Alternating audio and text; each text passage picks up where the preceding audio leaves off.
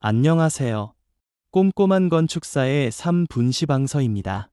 오늘은 안전 및 보건관리 핵심 내용을 초보자도 쉽게 이해할 수 있도록 설명드리겠습니다. 건설 현장에서 가장 중요한 것은 안전입니다. 품질이 좋아도 안전사고가 발생하면 공사는 실패한 것으로 평가될 수 있습니다. 따라서 안전관리와 보건관리는 공사 시작 전부터 준공까지 지속적으로 관리해야 하는 핵심 업무입니다. 먼저 적용 범위입니다. 이 기준은 공사의 현장 안전관리를 효과적으로 수행하기 위한 일반 사항에 적용됩니다.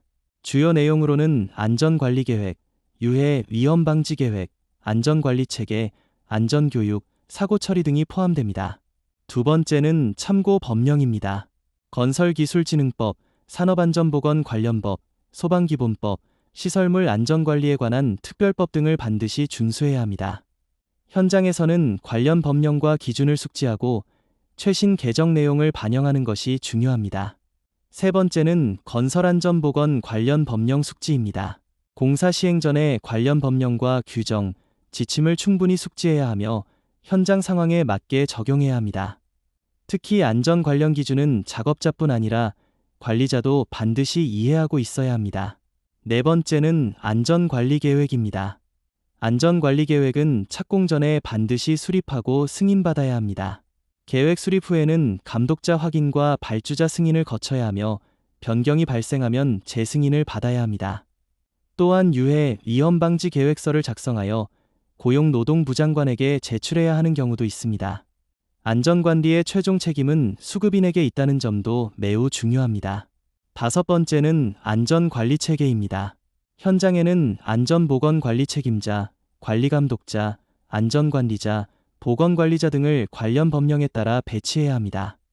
또한 산업안전보건위원회를 운영하여 현장의 위험 요소와 개선 사항을 지속적으로 관리해야 합니다. 여섯 번째는 안전점검입니다. 안전점검은 건설기술진흥법과 산업안전보건법에 따라 실시하며 점검 결과와 조치 내용을 기록하고 유지해야 합니다.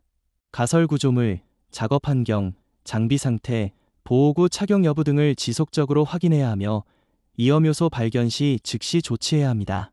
일곱 번째는 안전교육입니다. 산업안전보건법에 따라 안전보건교육계획을 수립하고 교육을 실시해야 합니다. 교육일지는 반드시 작성하고 보관해야 하며 일용근로자 채용 시에는 기초안전보건교육 이수가 필수입니다. 여덟 번째는 사고처리입니다. 산업재해가 발생하면 산업안전보건법에 따라 즉시 보고해야 합니다.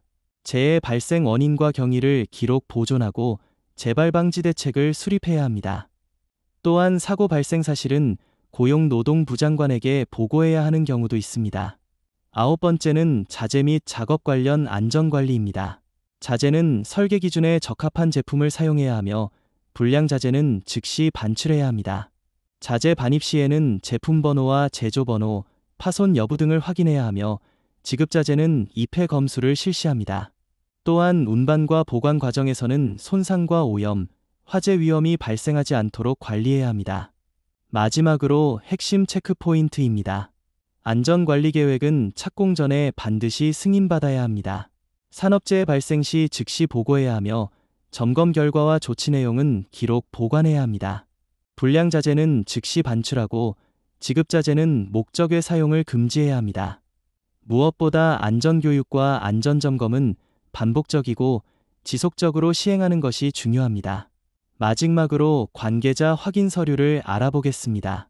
시공자는 안전관리계획서, 유해 위험방지계획서, 안전점검일지, 작업허가요청서, 안전교육일지, 사고보고서 등을 작성합니다. 품질시험자는 안전 관련 시험 성적서, 장비점 검확인서, 보호구 성능시험자료, 시험기록서 등을 작성합니다. 감리는 안전관리계획서 확인, 안전점검 입회, 안전교육 실시 여부 확인, 사고조사 확인, 위험작업 검토 및 승인 등의 업무를 수행합니다. 이상으로 오늘의 설명을 마치겠습니다. 시청해 주셔서 감사합니다.